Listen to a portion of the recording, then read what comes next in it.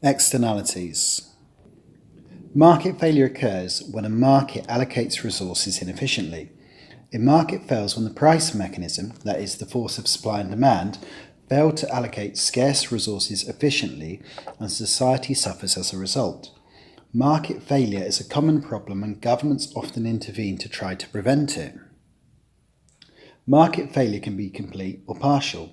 When there's complete market failure, no market exists. This is called a missing market. National defence is an example of a missing market, as there's no market which allocates national defence. This means that governments need to intervene and provide it. When the market functions, but either the price or quantity supplied of the good or service is wrong, then this is called a partial failure. The provision of healthcare, if left completely to market forces, is an example of a partial market failure. If healthcare was left to market forces, then some people wouldn't be able to afford the treatment they need. As a result, governments might intervene and provide free healthcare. Externalities affect third parties. Externalities are the effects that producing or consuming a good or service has on people who aren't involved in the making, buying, or selling and consumption of that good or service. These people are often called third parties. Externalities can either be positive or negative. Positive externalities are the external benefits to a third party, and negative externalities are the external cost to a third party. Externalities can occur in production or consumption. For example, a negative externality of production, of producing steel, could be pollution that harms the local environment. A positive externality of producing military equipment could be the improvement in the environment that benefits society. A negative externality of consuming a chocolate bar could be litter that's dropped on the street. While a positive externality of someone training to become a doctor, remember that training is being consumed, could be the benefit to society in the things that it brings, of providing extra healthcare. Market failure occurs because externalities are ignored. A private cost is the cost of doing something to either a consumer or a firm. For example, if the cost a firm pays to make a good is its private cost and the price a consumer pays to buy the good is their private cost. External costs are caused by externalities. For example, if you dropped an empty crisp packet, then that creates an external cost to the council, who have to employ someone to sweep it up. Adding the private cost to the external cost gives the social cost. The social cost is the full cost borne by society of a good or service. A private benefit is the benefit gained by a consumer of a firm by doing something. For example, the private benefit a consumer might get from purchasing a skiing holiday is their enjoyment of the experience. External benefits are also caused by externalities. For example, a factory that invests in new equipment may create the external benefit of needing less electricity, which reduces the impact on the environment. Adding the private benefit to the external benefit gives the social benefit. The social benefit is the full benefit received by society from the good or service. Market failure occurs because in a free market, the price mechanism will only take into account the private costs and benefits, not the external costs and benefits. Externalities can be shown by using diagrams. Here's an example of negative externalities from production. The marginal private cost is the cost of producing the last unit of a good. It's also our supply curve from a normal micro diagram. The marginal social cost equals the marginal private cost plus the external cost, as we've already explained. So there's our external cost. So MPC plus the MPC plus the external cost will equal the marginal social cost. So the negative externality is simply the area marked in red on the diagram. So the externality, change the colour to make it clear. At a lower level of output, the external cost is not that great. But as you can see, the MSC and MPC diverge. So when you get to this point, the external cost to third parties are much greater.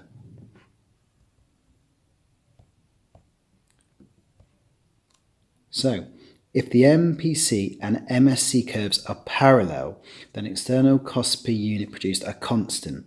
If the curves diverge, as we've shown in our example, then external cost per unit increase with output. An example of why the curves might diverge is pollution. The external cost per unit created by pollution can increase as output increases. So let's say there's 1 unit produced and the external cost would be the cost of the local town. Now imagine that 10 billion units are produced of a particular item, huge exaggeration, but you can see that the external cost to society won't just be for the town but be for the country or maybe the whole planet will be much greater. So here's an example of positive externalities from consumption. The marginal private benefit, which is also our demand curve, so I'll just put that in the diagram, equals D, because it's also a demand curve from the standard micro diagram. So let's repeat. The marginal private benefit is the benefit to someone of consuming the last unit of a good. If you add that together to the external benefit, we will get the marginal social benefit. Therefore, the external benefit to third parties is this distance all the way along the curve. Again, if the MPB and MSB curves are parallel, then external benefits per unit are constant. If they diverge, then external benefits per unit increase with the level of output. An example of when the curves might diverge is vaccination. The more people that are vaccinated, the greater the protection for unvaccinated people, so the greater the benefit to third parties.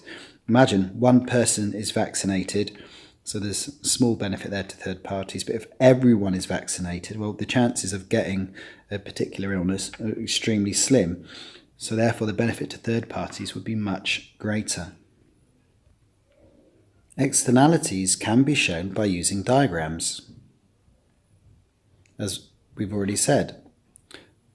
But we should also point out that the equilibrium point may be different to the social optimum point on the diagram. So point 5 we'll look at now. So before going any further, MPB is your demand curve from micro. MPC is your supply curve. And PE is the price you pay in the shop. So you must remember that MPB equals MPB equals MPC is the price you pay in the shop. So when supply and demand are equal, there's equilibrium in the market, as shown by my green dot. In a free market, consumers and producers only consider their private costs and private benefits. They ignore any social costs or benefits. As a result, the MPC curve can be seen as the supply curve of a good or service, and as I've explained, the MPB curve can be seen as the demand curve. So equilibrium occurs in the free market where MPC equals MPB, again the green dot.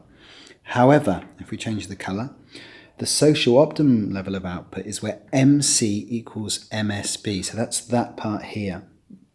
Because this includes the external costs and benefits to society, you must focus on MSC equals MSB because that's the level of output that we should be producing at to get a socially optimum outcome for society. In other words, an outcome that benefits the majority. This means that we should increase output from QE to Q1 to get to that social optimum level. So if I repeat on here, that part here, change colour back, is my social optimum quantity. That's my social optimum price. That's my free market quantity. You can see a bit of problem with the diagrams here. There's my free market quantity at this point here, and that's my free market price. You can see that if left to the free market, there'll be under consumption of a good in this example. We need to increase the supply of it to get to the social optimum quantity. So this means that the social optimum level quantity is Q1 and the social optimum price is P1. This level of output and price will give society the maximum benefits of any positive externalities and still cover the cost of any negative externalities. So 6. Ignoring negative production externalities leads to overproduction. For example, a chemical factory. So let's look at that now with the diagram. In this diagram, the optimum level of output of this good is Q1. So that's the social optimum quantity because at C, MSC and MSB are equal. And there are no positive externalities. So that's the social optimum price is P1. However, in the free market, only private costs are considered. So output would be QE. Change the colour, green. So output would be QE and price would be PE. This would cause overproduction and underpricing of the good. Look, the price of the good should be P1, but it's limited to PE. More is produced and sold at a lower price than is desirable for society. For each unit of this good produced between Q1 and QE, the marginal social benefit is greater. The marginal social cost is greater than the marginal social benefit. So if you look here, look, between that level of output, we're talking about here to here where the overproduction takes place, at each point, marginal social cost is greater than marginal social benefit. The area between these marginal social cost and marginal social benefit is shown by the yellow triangle ABC. This is the area of the welfare loss, the loss to society caused by ignoring externalities. So an example, a chemical factory may ignore the externalities it produces, such as the release of harmful wasteful gases into the atmosphere. If this happens, the output from the factory will be higher than the social optimum level, i.e. where MSC equals MSB, and this will lead to a welfare loss to society. For example, problems caused by the harmful waste gases. So, ignoring positive consumption externalities leads to underconsumption. In this diagram, the optimum level of output for the good is Q1. Again, MSC and MSP are equal at E, and the optimum price is therefore P1. As there is no negative externalities, MPC equals MSC. We can say, in other words, with MPC equaling MSC, that the externality has been internalised in terms of negative externalities. In the free market, only private benefits are considered. So output would be QE. So there's QE here at the bottom. Output would be QE and the price would be PE. And above, we can see the benefits to third parties. So, as output is QE, yet the social optimum is Q1, the red line in between shows the underconsumption. So this would lead, positive externalities would lead to underconsumption and underpricing of this good. Less is consumed and sold at a lower price than is desirable for society. For each unit of this good consumed between QE and Q1, the marginal social benefit is greater than the marginal social cost, as per here. The area between the marginal social benefit and marginal social cost is shown by the green triangle DEF. This is the area of potential welfare gain, the gain to society lost by ignoring externalities. So to repeat, the gain to society lost by ignoring externalities. In other words, because we are producing at QE, we are forfeiting all this gain.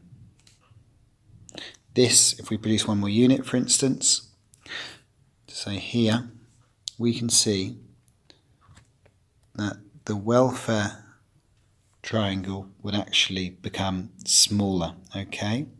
So we would get a reduction in the welfare loss. So I'm going to change that slightly, because it doesn't really matter if it's gain or loss, because it makes more sense if the triangle is getting smaller, this is indeed a welfare loss. So I'll just change that. The closer we get to the social optimum level, the smaller the welfare loss triangle.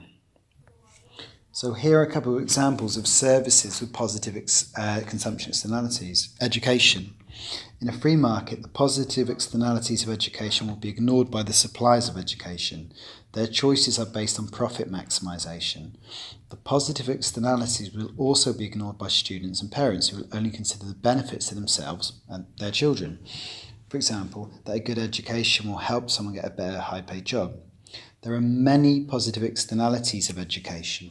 For example, the better educated the workforce, the more productive they are, which in turn increases a country's output.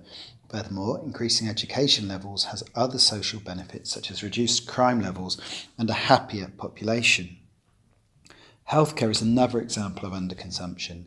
In the free market, providers and consumers of healthcare will only consider the private costs and benefits. The decisions they take will ignore any positive externalities. There are many positive externalities of healthcare. For example, a healthier workforce will be more productive and take less time off work, which will in turn increase a country's economic output.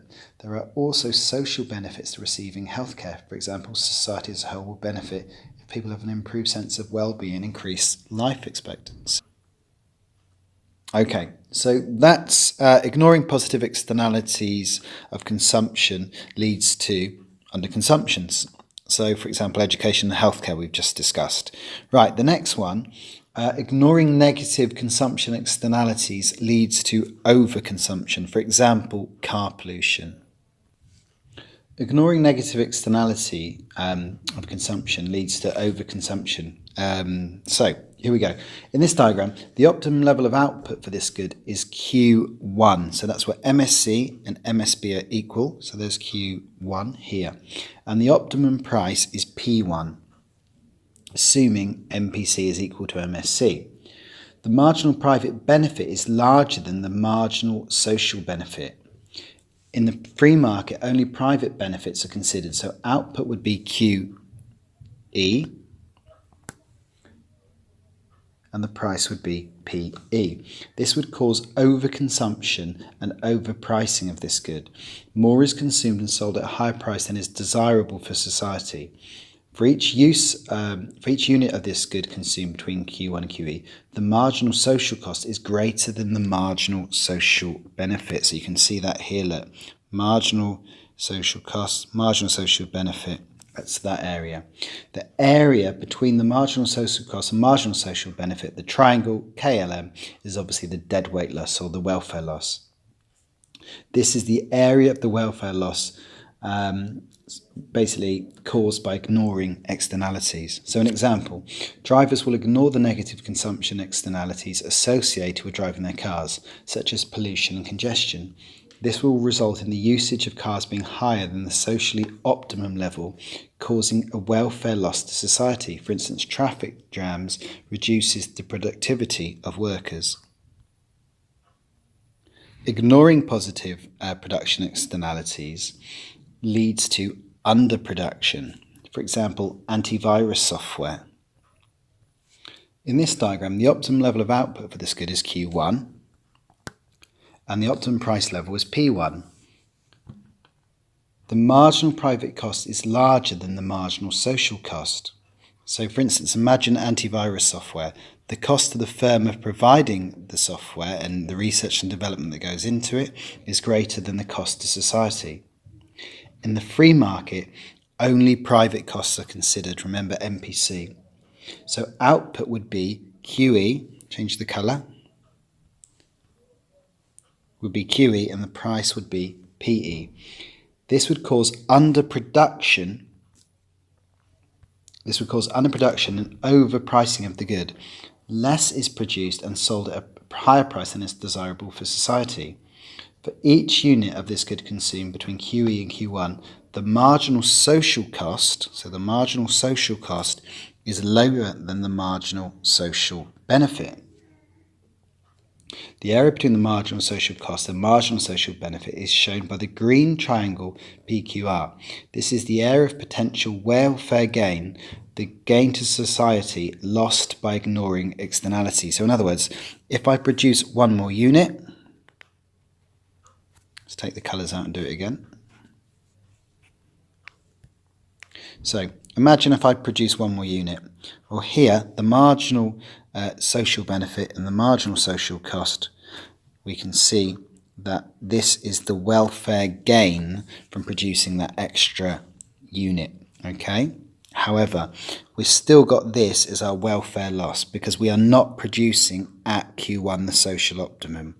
So one way to think about it, it might be easier, is that as the green triangle becomes smaller,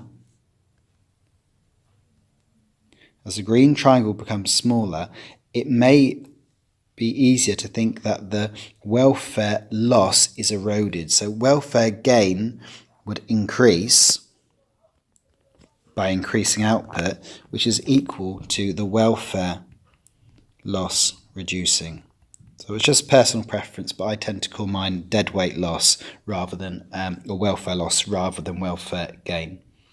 Anyway, employers will ignore the positive externality, production externalities associated with paying to train their employees, for instance, such as the benefit to society of having a more highly skilled workforce.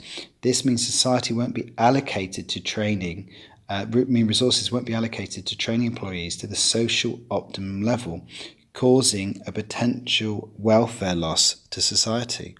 So put simply, we want firms to realise the benefit of training their workers the cost isn't just falling on them. We also want antivirus companies to realise that the cost of producing the antivirus software doesn't just fall on them, but is more closely reflected by society.